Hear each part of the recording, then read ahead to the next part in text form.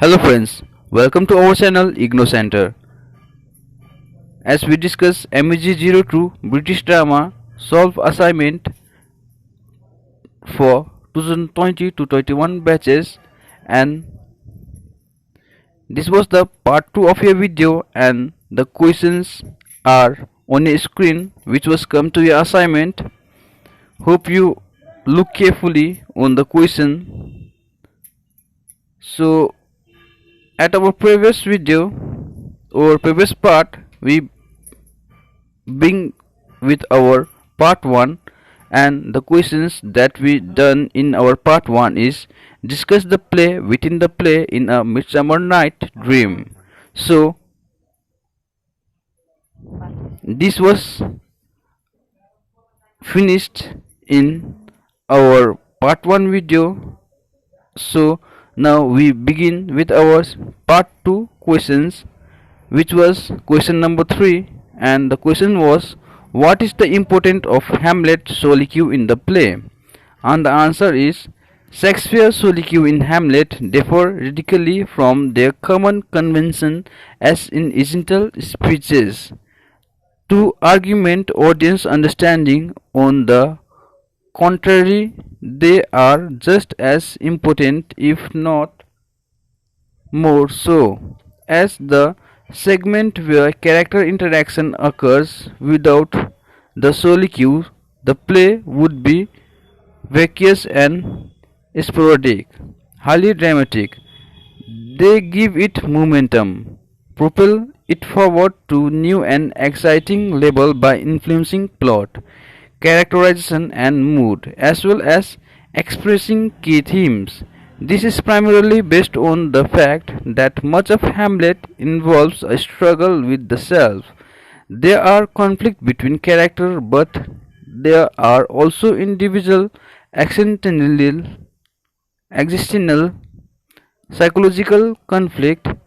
Hamlet highly dramatic second and third soliloquy are two such areas. Hence it in Hamlet soliloquy should not be considered stand-alone speeches, as they are integral to the play action.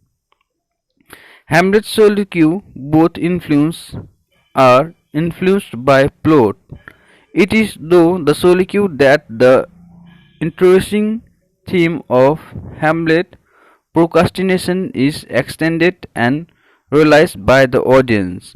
If he did not constantly remind us of his inaction, though self-directed harangues, the audience would squarely notice his procrastination, not realize the extent to which he agonizes over his inexplicable delay.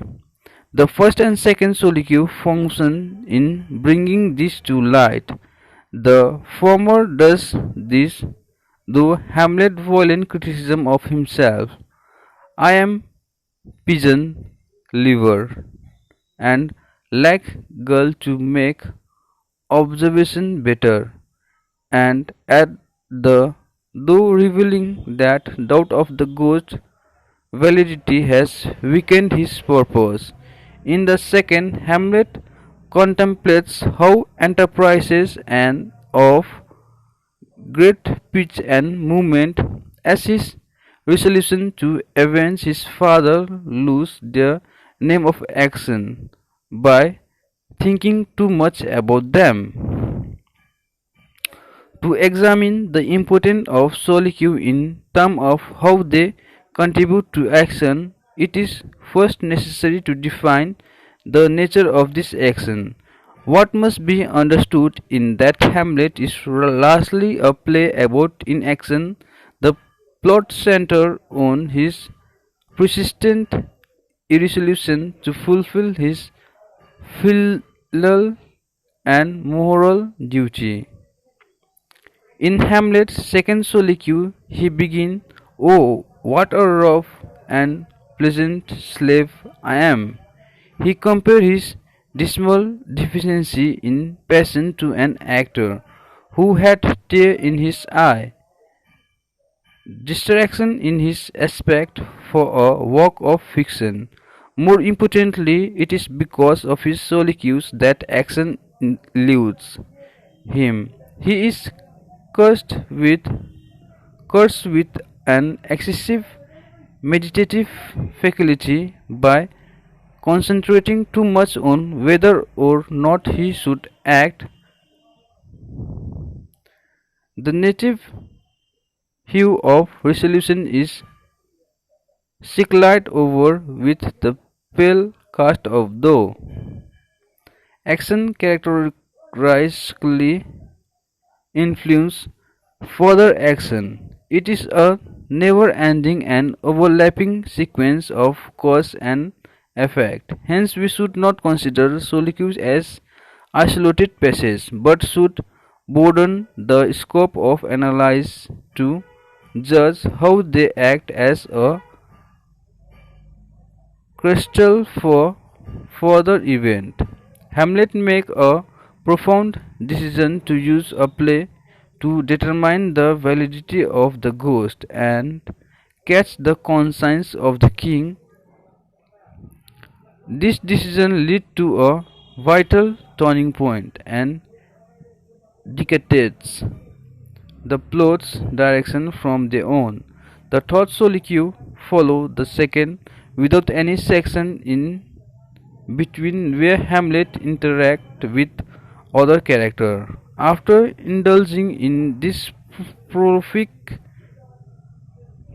amount of self-pity and arousing acute melancholy, his abnormally violent reaction to Ophelia rejection is not so surprising, especially when he just reflected on the pang of depressed love.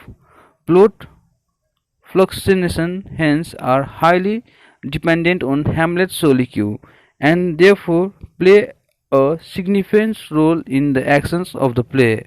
Hamlet's character is filled out and further clarified through his soliloquy, and hence the interpretation of our hero very much depend on them. This immediate revelation permit the audience to examine the decision Hamlet true emotion on scouting by the entire kingdom. It is necessary to constrain or disguise real feeling in the presence of other. One palpable impression that is portrayed via his to be or not to be. Soliloquy is his fixation and yearning for death, and convincingly his disgust at the banality of life. Melancholy has completely percolated his character until existence seems nothing but a moral coil, something which robs him down virtually to humanity in a useless fleshy package. While Hamlet revealed this repugnance earlier during his conversation with Rosencrantz and Guildenstern, his already pessimistic attitude has exacerbated since then, so that he tears near the brink of suicide.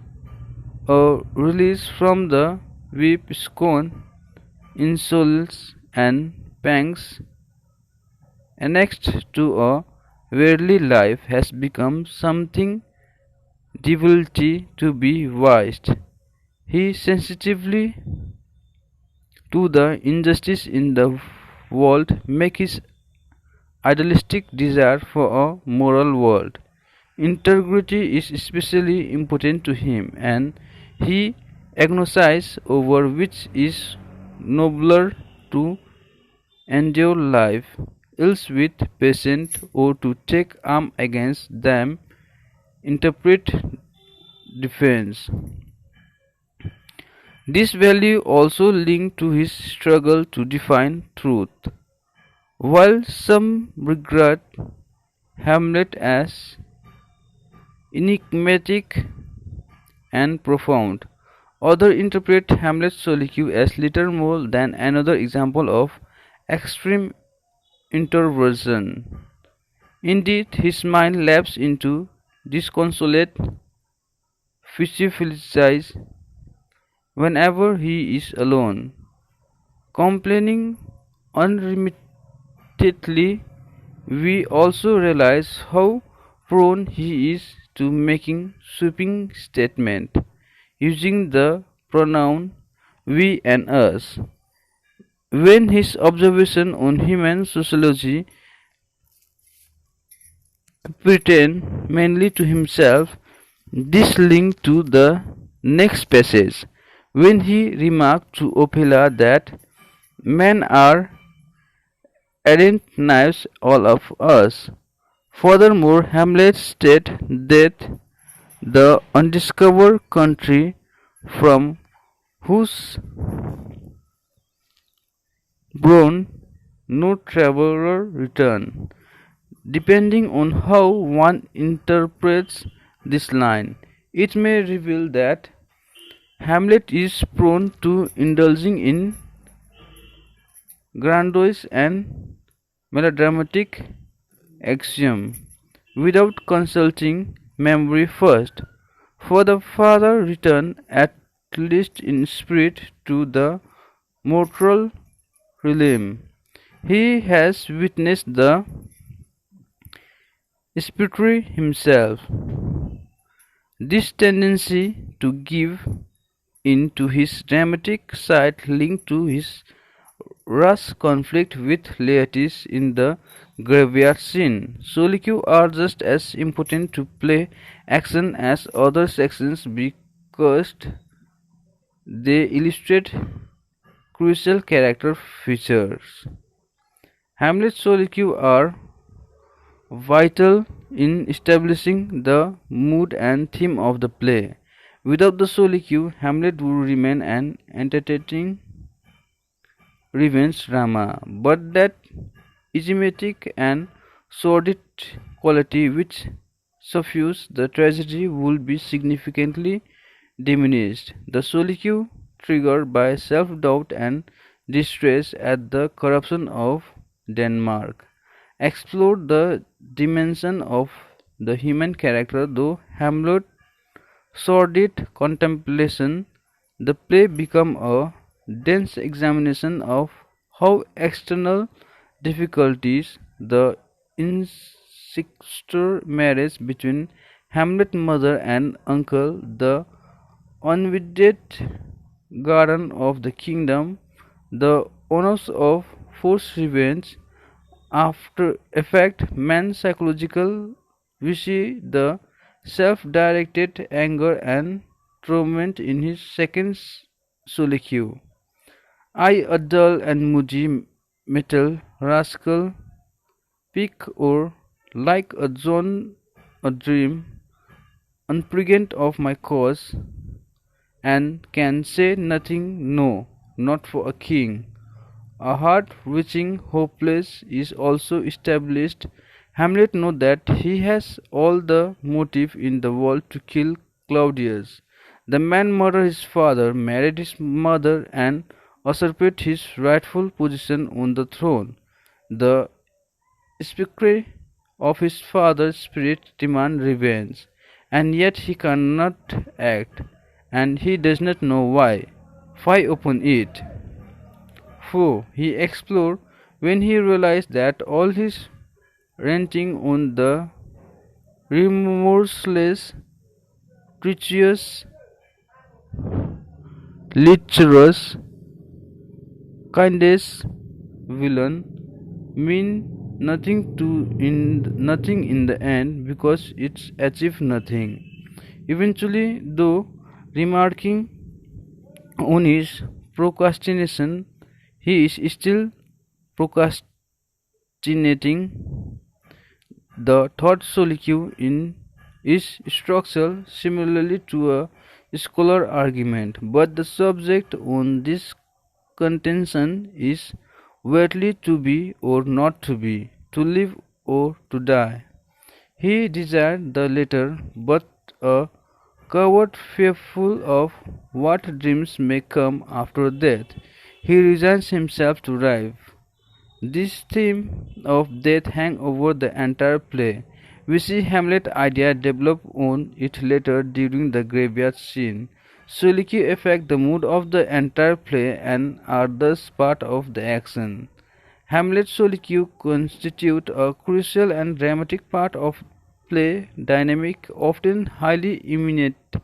They do not merely reflect on the play's general happening, but are interwoven into the action, acting as portal into Hamlet's psyche. They establish crucial element of character. Furthermore, they are infinitely important in the interpretation of plot, especially though exploring at the theme of Hamlet procrastination, the tumultuous state of mind affect and explain some of his following action. Additionally, important decisions are made which steer the course of the play. The fact that psychological action is part of the physical action means that the mood of the play becomes more complex. If the audience weren't privy to the hero agonies, though no doubt the play wouldn't have only half the reputation it holds today. So friends, I discussed the answers of the second questions, but think that most of you doesn't understand or it was too fast when I did that. So I request you all to keep a pen and a paper with you, so when the answers appear to your screen, you may pause the video and write it on your paper. So friends, after writing your answers to your paper, you also have to find meaning of the difficult word, so that you will be clear what the questions were asked and what you are writing in your examination, and it also make you remind the questions, and after reminding you never forget in your whole life. So friends, let's begin with our third question. Can Eliza in Pygmalion be termed as feminist? Elaborate. And the answer is the relation between man and woman and how they interact is often the basic of many novels and play. Struggle and conflict between them is very evident, yet the meaning and reason for the conflict are sometimes deeper than what is on the outside. Ben also used the play Pygmalion to also comment upon the conflict which exists between the sexes. This conflict is most clearly brought out through the relationship between Eliza and Henry Higgins. Henry is a Polish teacher of phonetics and is introduced as a person who is of the energetic, scientific type, heartily, even violently interested in everything that can be studied as a scientific subject and careless about himself and other people, including their feeling. These traits of character are bound to lead to conflict with Eliza Doolittle, a common flower girl who, by a contrivance of plot, bringing her to learn to speak like a lady in a flower shop from Henry Higgins. Eliza has ambition and dignity and resent being bullied by Higgins, a social superior. From the beginning of the play, we notice an element of conflict which characterizes their entire relationship. At their first meeting, she rebuked him when he insulted her by calling her a squash cabbage leaf and a incarnate insult to English language. Even when she comes to Whipple streets to ask to be taught. She does not beg but use an attitude of defense to tell him, if my money is not good enough, I can go elsewhere.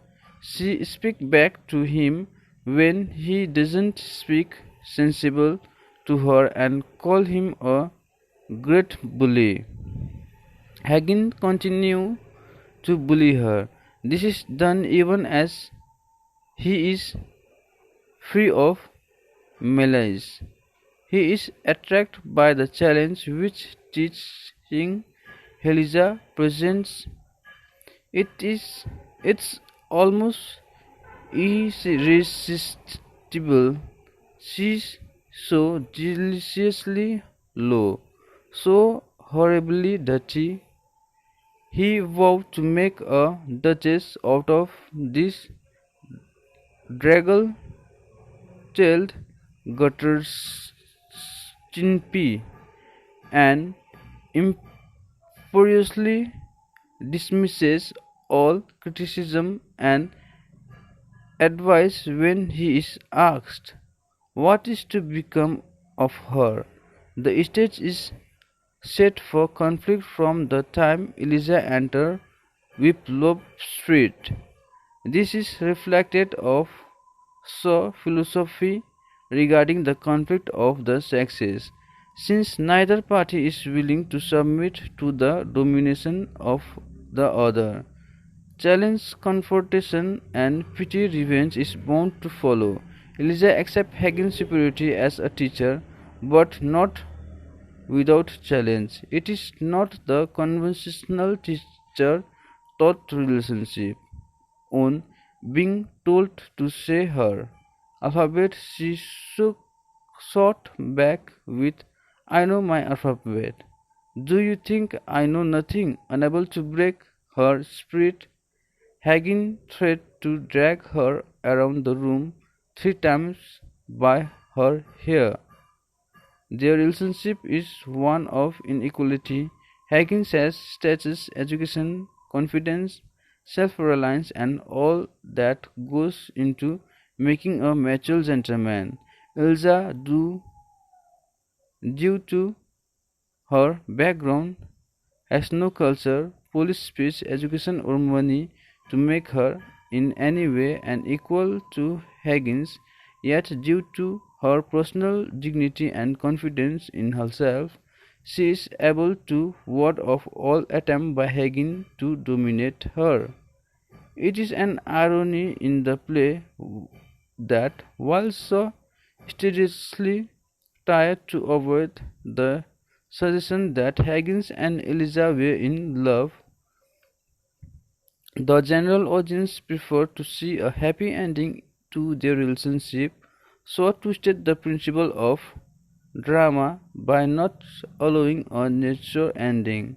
When the theatre going public mistook a romantic ending to the play, he was incensed enough to write a sequel to explain that their relationship was not one of love. Eliza realized that she is only as important to Higgins as them slipper, as Higgins will never be able to make Eliza the first and most important thing in life. On the other hand, Higgins, with his individuality, would never submit to being a woman plaything. With the recent social that conquest that Eliza made at the embassy ball, Eliza realized that it would not be worth marrying someone in whose she would not be the first priority, when she could not get any other suitable gentleman who would be devoted to her. The conflict therefore continues. Eliza rejects Higgins, while Higgins is always conscious that he never loved Eliza, but learned to respect her as a person and become accustomed to her voice, her face, her soul. He tells her to come back to Wim- Wimpole Street the morning after she left, throwing the slipper at him. He tells her to come back for the fun of it and significantly compare their living together to being like three old bachelors rather than two men and a silly girl. Though this statement he expressed that his regard for Eliza is not on account of her being attractive woman, but because he has learned to respect her individually in the same way as he respects Pickering. There is no doubt that the relationship between Eliza and Higgins at the end of the play is very different to their relationship at the beginning. Higgins as Pygmalion has brought his gaiety to life out of stone. We see the way in which this is accomplished by Higgins. Higgins first provides her with a unique social privilege which is superior speech. This gives Eliza upward social morality which she would otherwise never be able to achieve. Eliza then becomes a puppet programmed to carry out Higgins' instruction at Mr. Higgins at home and later when she is a brilliant success at the embassy ball. It is at this time that Eliza undergoes another metamorphosis, the gaiety walk out of stone. Ironically, this gaiety does not love her Pygmalion, her creator, but instead rebel against him, throwing his slipper in his face. It is only later that she matures into an elegant, sophisticated woman fit to be a consort for a king.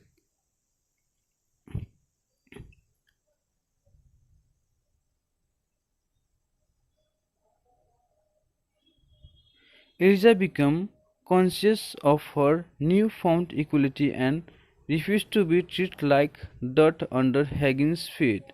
She is justly upset at not being given credit for winning Higgins' bet and complains, "I do not matter, I suppose."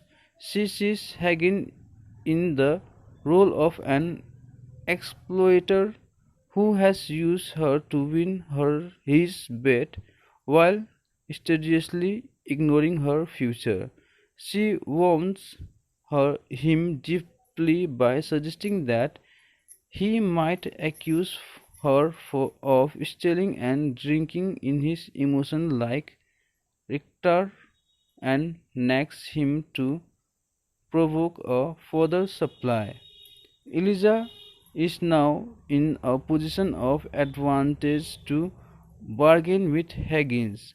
She appears at Mrs. Higgins' home in Act 5 as sunny, self-possessed and giving a strikingly convincing exhibition of age of manner. She can now tell Higgins where he has been wrong and prove he is no gentleman. Clearly the tables have been reversed. Speaking about their relationship, Eliza says the difference between a lady and a flower girl is not how she behaves, but how she is treated. So, show us how the conflict between the sexes can be resolved if both recognize the dignity of the other individual. Higgins resents Eliza trying to possess him and vehemently tell her, "Get out of my way, for I won't stop for you." On the other hand, Eliza complains is, "I won't be passed over." The question is not whether I treat you rudely, but whether you have even hear me treat anyone else better. To this she tells him, I want a little kindness. I'm not dot under your feet. I did it because we were pleasant together, and I came to love for you, not to want you to make love to me, and not forgetting the difference between us, but more friendly like. So friends, till here we have our thought part completed, and our sorry friends, third part completed, not third, our third questions was completed. And the questions, what are the coming strategy used in the Playboy of the Western world, we deal in our next part video, which was our part 3. So friends, till here, thank you, and hope you all enjoy well this solve assignment, and please don't forget to subscribe our channel, like and share to the needy one.